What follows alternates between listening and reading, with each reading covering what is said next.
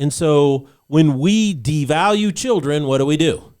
Right? We're willing to work out our issues on them. Right. Right? When I don't want to be too salty here, but when parents get divorced, right? One of the biggest things that they do is they denigrate and they complain to their children about their ex-spouse.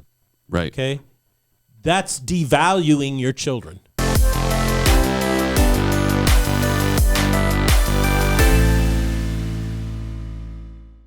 Ladies and gentlemen, welcome to the Salty Pastor Podcast, a podcast dedicated to helping you learn and grow in your faith. It is a journey that we're all on called life, and the goal of the Salty Pastor Podcast is to help you navigate it for yourself. And we do this through a couple different ways, by strengthening you through knowledge and tools. The deeper the knowledge you have, the greater wisdom you possess.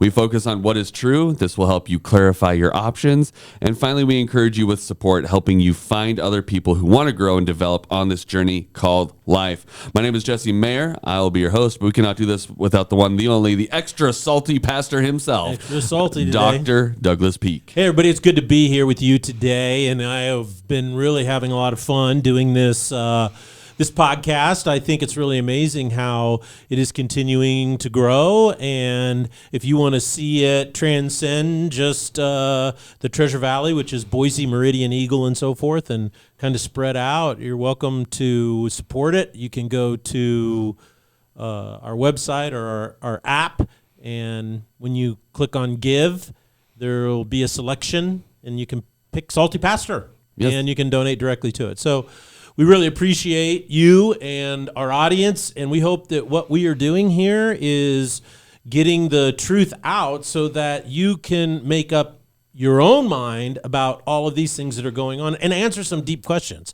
And that is, what's really going on underneath and behind the scenes in our society, and why have we gotten to the point that we are at today?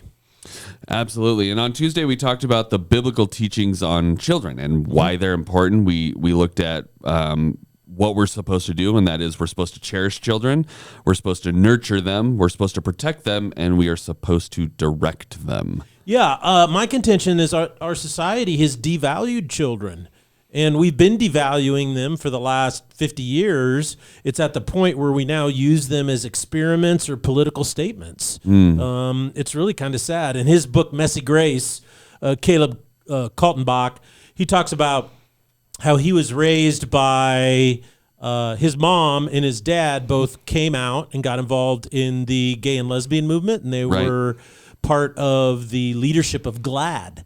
And he talks about how growing up, he was taken as a child, very, very young child, before he knew what was going on, to every pride parade that there was, and holding the signs and all that kind of stuff. And he said, I was taught from a very age that Christians were the most hateful people on the planet. And in his book, he talks about how he ended up meeting Christ in high school and became a Christian. Then he becomes a Christian pastor. Right. It's really quite amazing. Right? Yeah, but I think that's a perfect illustration in his story of how people are willing to use their kids, for their own whatever ideology they have. In the transgender movement right now, the goal is to begin introducing children to these concepts at a very young age. I was reading today about an article that says Duke Health, UNC, that's University of North Carolina Health, the ECU Health, these are hospitals and health organizations, right? And they're saying that, they used to believe that you should start introducing the issue of gender transition for children at ages 8 or 9. But now they're saying that you should start much earlier. Duke Health, associated with Duke University, says that you should start at 2 years old.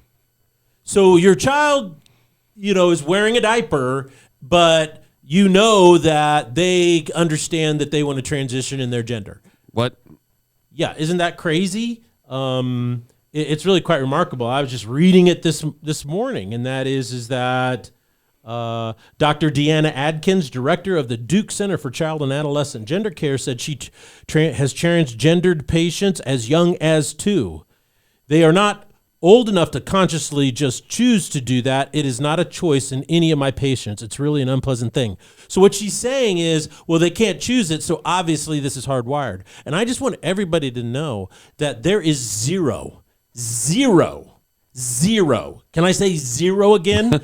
Scientific evidence or proof or anything that says that homosexuality is innate, that it's a biological innate thing that you're born with, and that same-sex attraction is innate, and that transgenderism is innate. So that is all 100% completely false. And so, yet here we go. This is the director at Duke Center for Child and Adolescent, of course, Gender Care. And people ask me, well, why do hospitals do this? Well, the average gender transitioning patient generates over $400,000 in profit for a hospital. In 2014, there was one in 2014, so it's 9 years ago, gender clinic in the United States. Okay, today there are hundreds all across every state. Everybody's doing it. Why is that? Well, obviously because there's a market, right? The other thing people don't realize, if you read much about gender detransitioners, they were transitioned as minors and they get older, and they all talk about how what they've become is enslaved to the pharmaceutical industry because they have to take 40 different prescription drugs now for the rest of their life. Mm-hmm. And so it's really, really sad. And so my point is that when we devalue children, we're willing to do whatever we want with children. Today, the latest research study, I read one last week, it said that 68% of single parents who have a transgendered male to female child, right? 68% of them have a diagnosed mental illness. So the parent is raising their son as a female, right? When they themselves have a mental illness. And so when we devalue children, what do? Right? We're willing to work out our issues on them. Right? When I don't want to be too salty here, but when parents get divorced, right? One of the biggest things that they do is they denigrate and they complain to their children about their ex-spouse. Right. Okay? That's devaluing your children. When you do that, you devalue your children. When you get divorced and then you force your children to be your emotional support animal, right? And to support you and be on your side, you're devaluing children.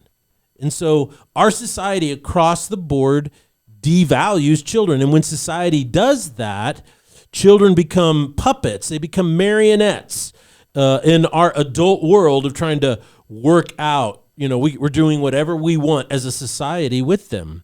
This is the exact ethos. A lot of people are not aware of it. This is the exact ethos of Rome throughout the entire Roman Empire. It is the exact ethos of the god Molech in the Old Testament, that was the god of many of those tribes in the Old Testament that God told the Israelites to wipe out, because children to them were playthings, and they used them in child sacrifice, in order to grow better crops, or it's just crazy. This is the exact ethos of the god Baal or Baal in the Old Testament. So the real issue here is that when we devalue children, it has dramatic results across the board. So here's the principle that we talked about on Tuesday. The higher you value children, the more important their development becomes, right? You become interested in what is actually best for them. You seek to provide the best physical, emotional, intellectual direction that produces the highest possible outcome for each child. Here's an illustration of it. I've driven trucks for years, right? I've driven pickup trucks since before I moved to Idaho. I had a pickup truck when I moved here, a little tiny single cab Toyota 4x4. It was the smallest little thing, little 4 squirrels under the hood. It couldn't tow its own shadow. But what happened is, over all those years, I've always bought trucks that were really kind of, They were old. They had a lot of miles on them. And I'd drive them till the tires ran off, and I'd change the oil. I maintained them properly. But whenever I went to change the oil, I always bought the cheapest oil they had when I was doing it myself. And then when I went into, one of those Quicker States or Oil Can Henrys or Valvolines or whatever to try to change my oil, you know what I did is I always said, what's the cheapest one you got? Right? Then something interesting happened. This was back during the Obama administration, and there was all of this economic stuff, and something happened in the car industry, and I went to buy a truck, right? Because my other one, I'd driven the wheels off of it.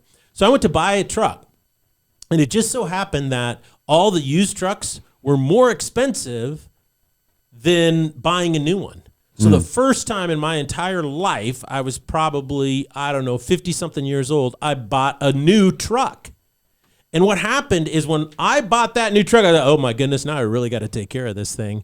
And one of the first things I found out when I went to change the oil, I took time to research exactly what is the best kind of oil, what does a manufacturer recommend, and I discovered that my truck and the engine that it has requires synthetic oil, which is the most expensive oil, right? And so from that day, I have always change the oil in my truck with synthetic oil, the most expensive. Why? Because I had a higher value for that truck. See, in the same way, when we value children, we are willing to do what they actually need and not use them for political or ideological agendas. So when we ascribe higher value to children, we focus more on really what's best for them instead of what's best for ourselves. Correct. As followers of Jesus, our goal is to do what is best for children in order to build a strong and healthy family, which includes building children and eventually that turns them into strong and healthy adults, right? Yes. So when we started this series, you said there was a number of things in our society that were in opposition to the success of a nuclear family. What are some examples regarding our children? Well, I think obviously it's the media. A lot of people are not aware that media, both Hollywood and the journalistic news, the mainstream news, most of those people were trained initially in journalism schools to become journalists, and then the media arm and the movie and TV arm, to be trained in that kind of came out of that same college of journalism. And what most people are not aware of is that the first deconstructionist was a Jewish philosopher born in North Africa, and his name was Jacques Derrida. And Jacques Derrida was the father of literary deconstructionism. And his point was that words don't have any intrinsic meaning in them. You only have the meaning that the hearer assigns to it. So that's where deconstructionism originated. So that's why the media, and particularly journalism today, is not so interested in facts anymore. It's all about the narrative that you can paint, the story that you can tell to elicit an emotional response. And that's why people are so confused and so filled with anxiety today. Our mental health issues are off the chart. Is because there's no one up there anymore saying there's actually a truth, that if you align your life with the truth, the North Star on your compass, you're going to be fine no matter what you're going through. And so what has happened is the media has adopted this, particularly starting in the 80s, is when these journalism schools and then the media schools, film schools adopted this.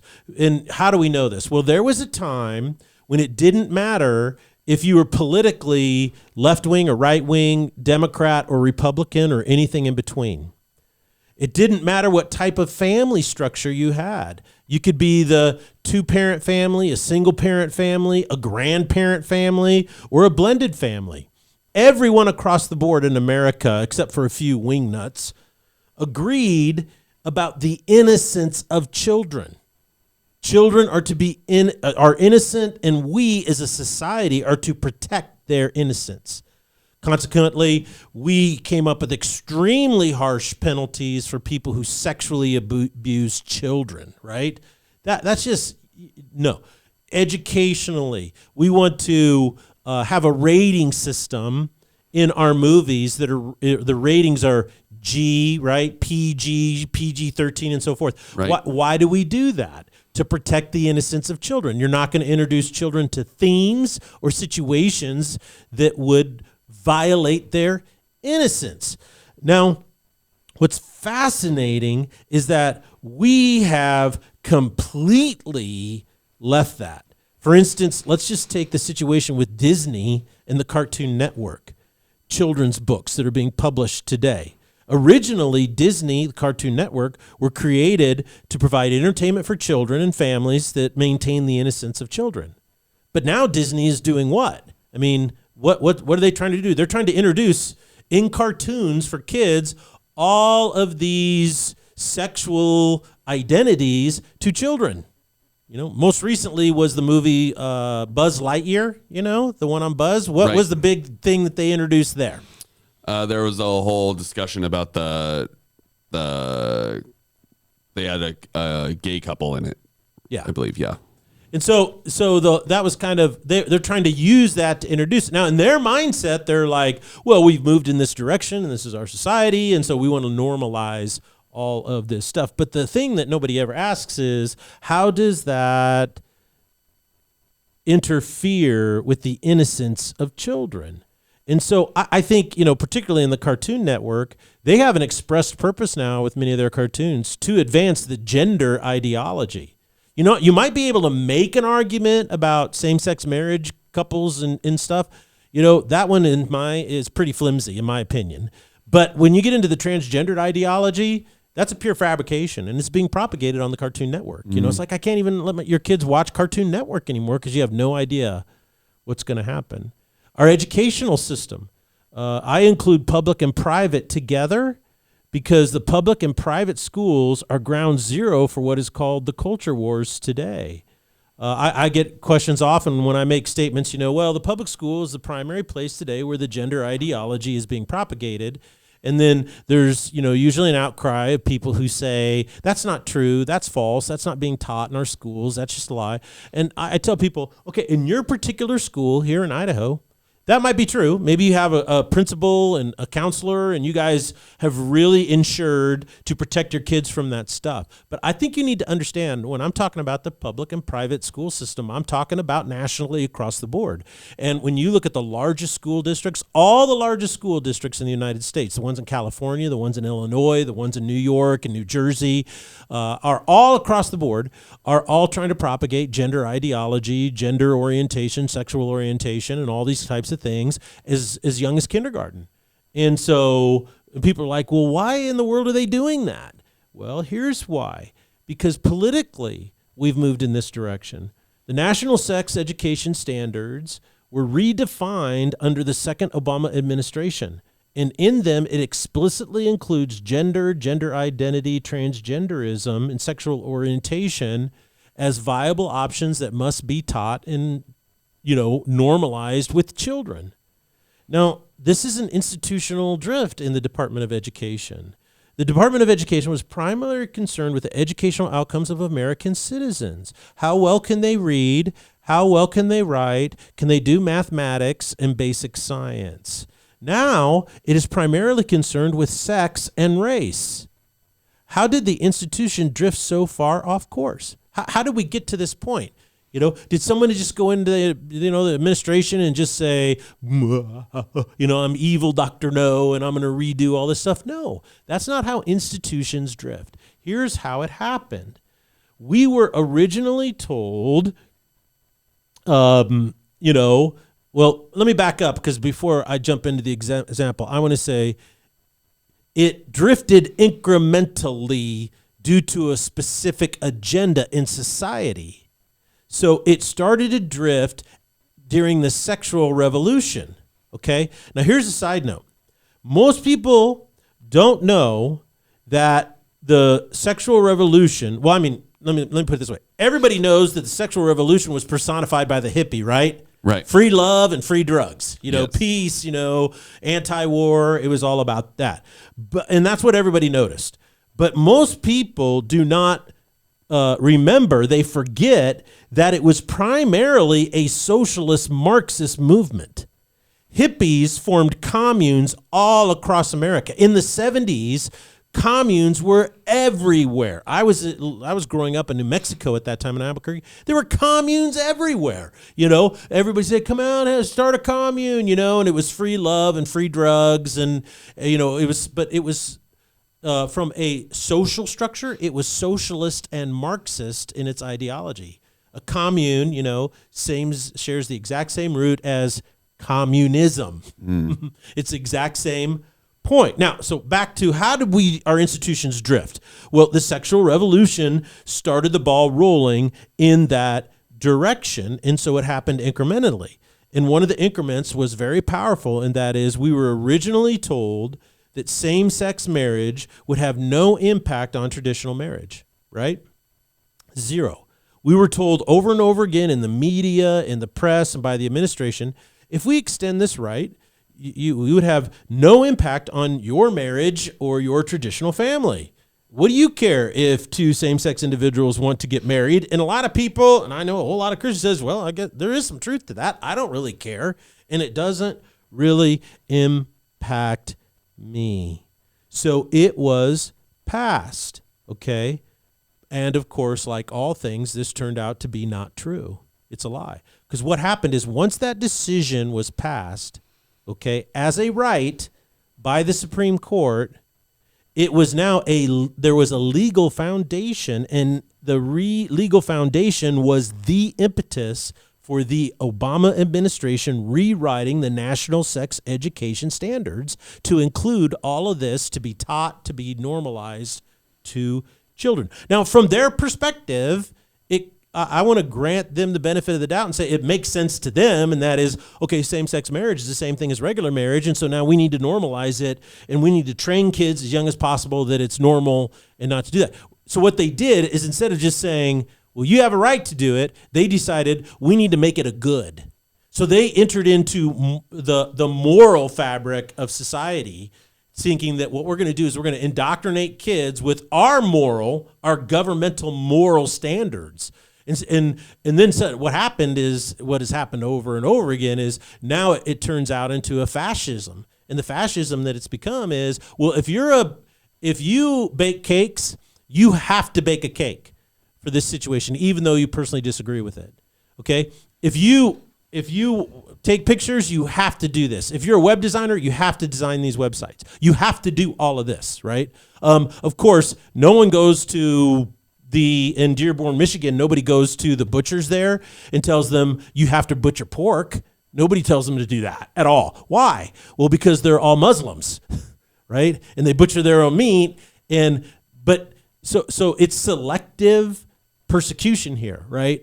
What they're trying to do is change what is normal morally in American society, and the number one target is Christianity. Okay, so they go and they force people to do this under anti-discrimination laws. And that's why they keep going to the Supreme Court and just saying, well, you really can't do that. That's not just because someone has a right doesn't mean that you have a right to bear arms, right? You don't have a right to force somebody else to bear an arm, right? You don't have a right to do that. Okay, so so incrementally what happened, and I hope everybody's sticking with me in this, is that we were told that this right wouldn't make any difference, but it became the legal right. Therefore, the national sexual education standards for the Department of Education were all rewritten to include it, right? And so that now they're over and trying to say it's a moral good, and it needs to be supported and taught in our public education system as a moral good.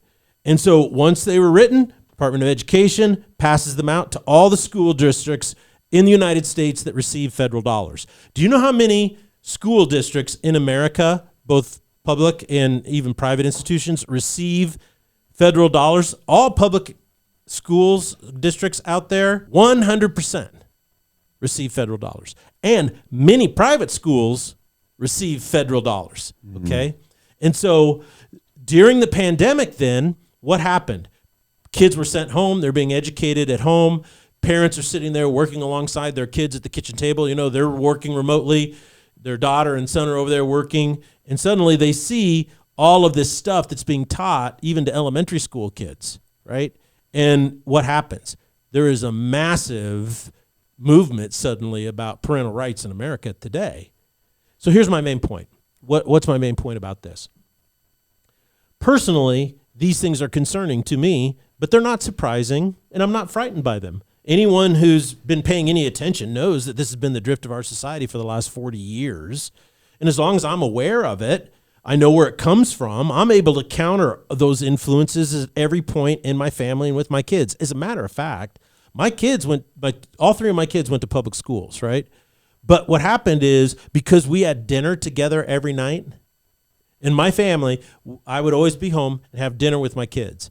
And at dinner, I would always ask, well, hey, what's going on in physics? What's going on in government? What'd you guys talk about today? Anything interesting? And they'd say, well, today we talked about, the Obergefell Hodges decision that approved same-sex marriage as a right. And I go, what do you think about it? What did they say?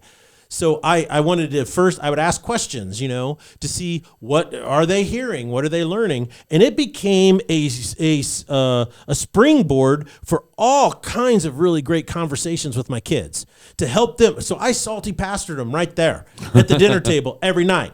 And so I say, well, what did you think about this? And does that sound right to you? And is there any flaws in that argument? And so that's why my kids, everybody who knows my kids says one thing about them, and then they say they are all independent thinkers. Mm-hmm. They think for themselves. So I'm not afraid of what's happening, but I want you in the Salty Pastor audience to know what's going on so that you can be prepared to address it with your own kids and especially your grandkids. Absolutely. So the point of knowing about these things is really about not being afraid of them, but to prepare to counter them. It kind of reminds me of what Paul told the Corinthians in his second letter. The weapons we fight with are not the weapons of the world. On the contrary, they have divine power to demolish strongholds. We demolish arguments and every pretension that sets itself up against the knowledge of God, and we take captive every thought to make it obedient to Christ. Yeah, I really like that. And, I think that's the NIV. I memorized it just a little bit differently, and that is the weapons of our warfare are not flesh and blood.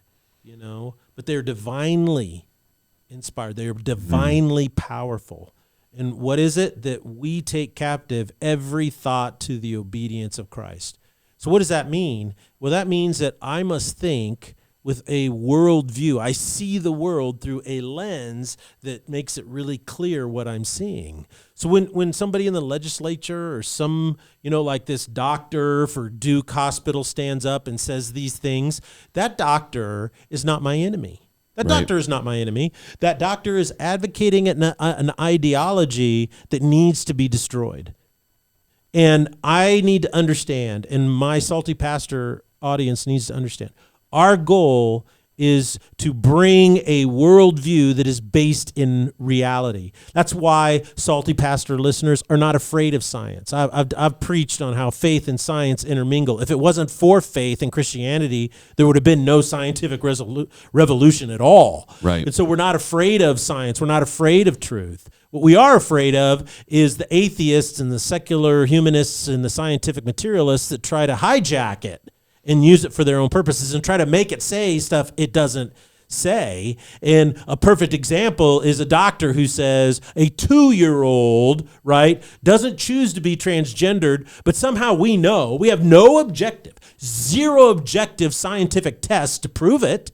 You can't take a blood test. You can't even do a psychological exam or a psychiatric eval. You can't do any of that to prove that. So in her scientific world, how in God's name do you even know? What you're doing is the greatest evil of all. You're imposing your subjective ideology on that child. That means you have no value for the sovereignty of that child's life. You have no value for what that child can.